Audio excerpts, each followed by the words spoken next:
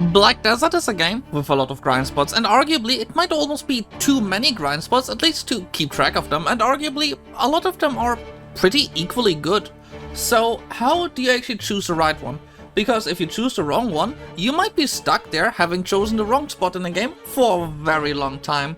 Because once you reach the endgame, you're not gonna be sitting there for like 5 hours, you might be sitting there for 500 hours easily or more. But why listen to a random video telling you that any specific grind spot is the best in the game?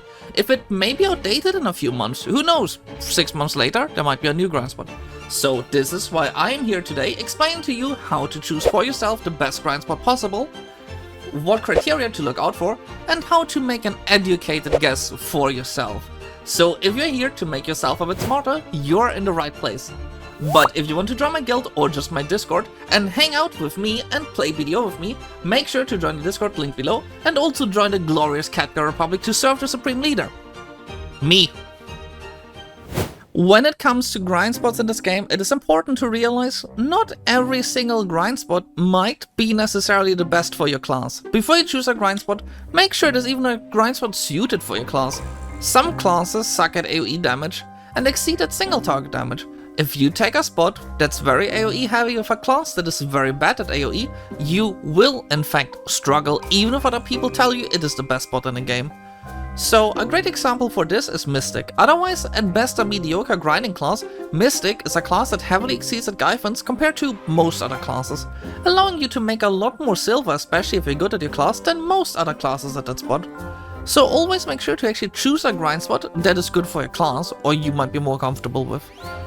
The second important trick is, if you see a spot and it makes crazy amounts of money according to Garmoth, be careful because some of those numbers might be in fact lying to you. Because sure, Darkseekers will make you 1.7 billion or more per hour on paper, but the main money at Darkseekers comes after a trash loot with a big chunk from Essence of Devouring and Dark Hungers. But there's one slight issue of those.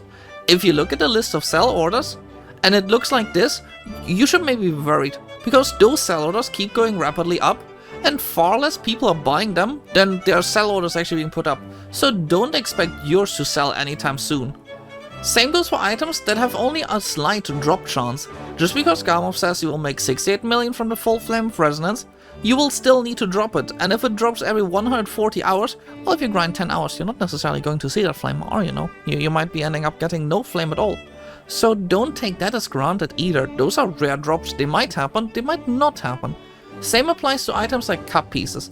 If you need 100 pity pieces for something, it's gonna take you 100 pity pieces to complete it, requiring you to, in the case of cup pieces, grind at multiple spots, and in the case of flames, grind at that spot for quite a bit longer than just 5 hours. So that too will take a while until you ever will see that money. So in this case, make sure that you go to a spot where you get what you want. Are you there for raw money? Maybe go to a spot that makes you the most actual money and has items you can actually physically sell and that are not gonna take you 3 months until you see that money. But if you go to Darkseekers to actually get the hungers, to get your failsacks up, well, that is a good idea. To Darkseekers you go right away, go there, stay there, get your failsacks up. But that is again a choice you can make. It's kinda important to choose your right grind spot depending on what you want in the game. Compared to that, if you go to Quint Hill, you get the spares, which you can use to get up to plus 100 failsacks. If you want smaller failsacks, that is a good option, but if you check the spares on the market, you will notice they do constantly sell and go up and down in price. That is a spot which allows you to sell its rare loot items immediately, as basically everything in there is an immediate sell. Just remember, no, the essences you will sell in maybe 3 months cannot be counted as raw money, no matter how much you try to argue so. You're not a genius, you're stupid, your essences will not magically sell before anyone else. You will also have to wait. Yes, that is a thing, and that is something that some people had to realize. And I kinda wanted to point out here because I'm kinda tired of hearing that Darkseekers is the best spot at this point. I mean, sure on paper it is, but if you don't sell the stuff, well, that's a different story. AP caps and DP caps are a thing that exists, and a lot of new players are not aware of that. Looking at the income of spots from other people can be very frustrating if you do not hit their gear numbers, but it is important to understand why you do not hit their grinding numbers. If you choose a grind spot, don't just go to the first best spot just because you have to pay per AP for it. Do some research and look at the AP cap. Consider what buff food you can use to go past the AP cap, If you check a spot on Garmov, you can see the icon for the specific type of enemy there. Demi-humans for demi-human damage, human damage for humans, and Camarsilvian damage from Camarsilvian monsters. All of those go above the AP cap with no negative modifier applied. So hitting the AP cap in the first place is already pretty instrumental, as it is basically the baseline of being effective at that spot. Also make sure what kind of AP cap a spot has. A 5% AP cap spot will only apply 5% of your additional AP past the limit, while a 70% AP cap spot will apply 70% of the past AP limit. That means if you go to a spot with a 70% AP cap, and you have vastly higher AP, it will be applied, and you will most likely vastly outperform most people there, including people who show videos to you how much money they are making at Gaifunds, because in fact, if they have 350 AP at a 280 AP cap spot with 70% AP cap, well, yeah, they're gonna do a lot more than you with 280 AP. Anyway, when you buff up, make sure you do at least get close or hit the AP cap, and then apply as much above it as you can with other types of AP that go above the limit with no restrictions, and then just throw in whatever is left. But if you struggle to actually hit the AP cap, maybe go to a spot where you do hit the AP cap in the first place. Maybe you will end up making more money there because you're more effective, or just more relaxing, as you can farm it more easily and don't have to worry that much.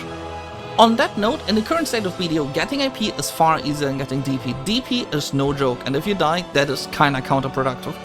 A big tip here, if you're new, is Kabua artifacts. They are pretty cheap, and for the amount of DP they grant you, that is pretty good pricing. When it comes to buffs, I can make an in-depth guide on it sometime soon. If this video hits 60 likes, I will do one 100% certain.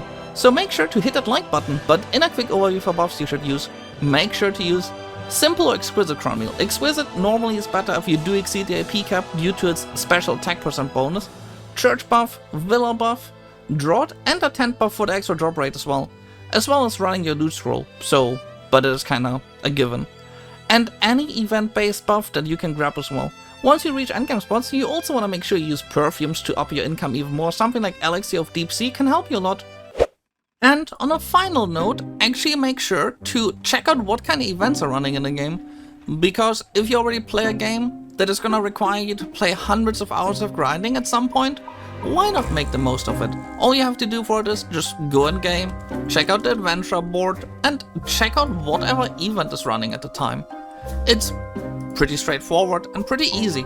All you have to do is just check it out and make the most of it. So don't forget doing that as well, because if you can get a bit more extra loot, why not use it? And sometimes a special spot is good at something. Maybe there's a drop rate event, so you wanna farm rare items. Maybe there's like bonus loot like this right here, where having a higher mob density is gonna give you more bonus event drops. It's always a choice you have, and taking advantage of this is pretty big as well.